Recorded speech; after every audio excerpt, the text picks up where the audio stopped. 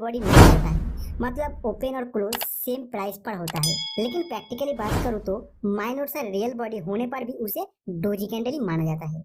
इस doji candle का अपर और लोअर शैडो का साइज एंड पोजीशन के हिसाब से डोजी कैंडल को 4 टाइप्स में डिवाइड किया जाता है।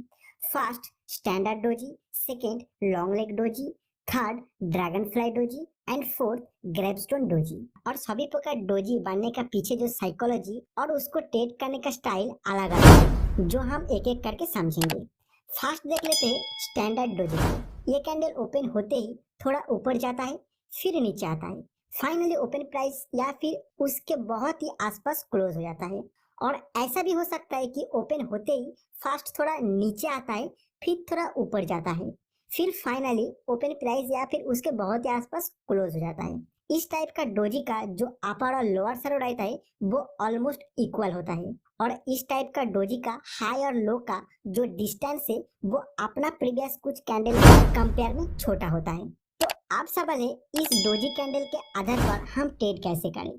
तो उसके लिए आपको इस कैंडल का बनने का पीछे बायर्स और सेलर्स का जो साइकोलॉजी है वो समझना पड़ेगा। तो इस पूरा कैंडल सेशन में क्या हुआ देखिए, यहाँ पर ना तो बायर्स प्राइस को ऊपर ले जा पाया, ना ही सेलर्स प्राइस को नीचे सस्टेन कर पाया, फाइनली अपने ओपन प्राइस के आसपास क्लोज हो गया। मतलब मार्केट का ट्रेंड एक इंडिसिशन मोड में आ गया। और सिर्फ इस कैंडल को देखकर आप कह नहीं सकते कि प्राइस यहाँ से ऊपर जा सकता है या नीचे, क्योंकि बायर्स और सेलर्स दोनों का प्राइस के ऊपर कंट्रोल सेम है। तो आपको अगर ये कैंडल चार्ट के ऊपर कंसोलिडेशन फेज में दिखाई दे तो इसके बेसिस पर कोई ट्रेडिंग अपॉर्चुनिटी ढूंढा नहीं जा सकता, क्योंकि ट्रेंड पहले से ही इंडिसिशन मोड में है।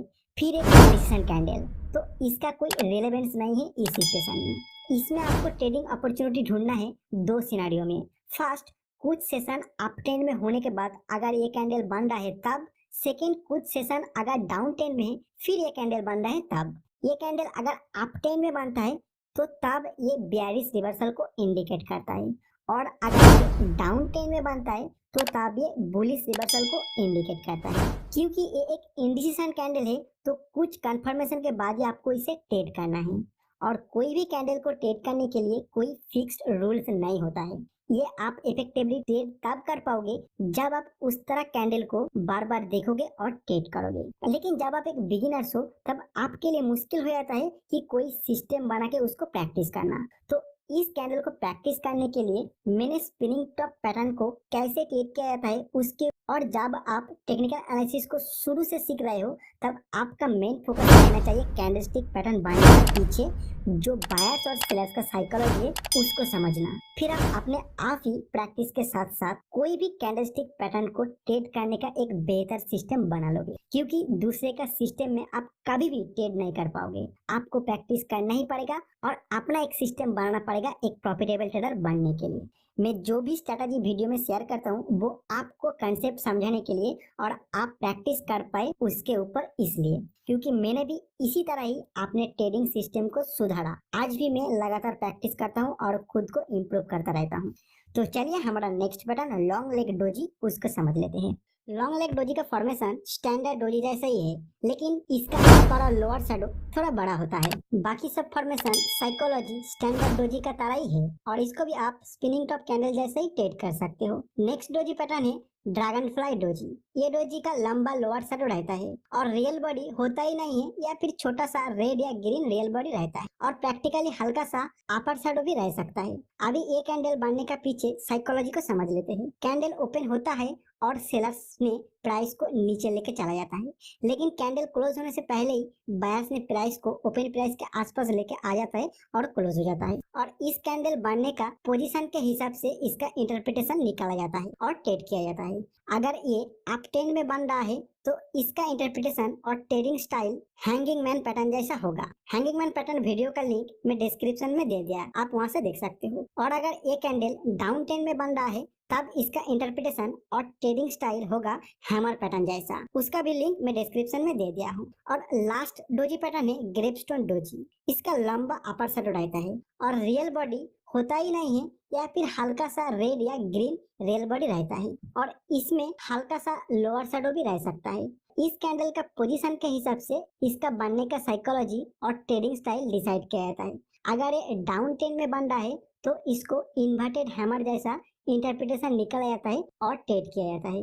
इन्वर्टेड हैमर कैंडल का वीडियो मैं डिस्क्रिप्शन में दे दिया हूँ, क्योंकि सेम कंसेप्ट पे वीडियो बना चुका हूँ, इसीलिए दोबारा रिपीट नहीं कर रहा हूँ। उसका लिंक मैं दे रहा हूँ और इससे आपको ये भी पता चल रहा है कि किस किस कैंडल को एक ही जैसा इंटरप्रिटेशन निकल जाता है। और अगर ग्रेवस्टोन डोजी अप टेन में बन रहा है तो उसे शूटिंग स्टार जैसा इंटरप्रिटेशन निकाला जाता है और टेड किया जाता है। शूटिंग स्टार पैटर्न का वीडियो भी मैं डिस्क्रिप्शन में दे दिया हूँ।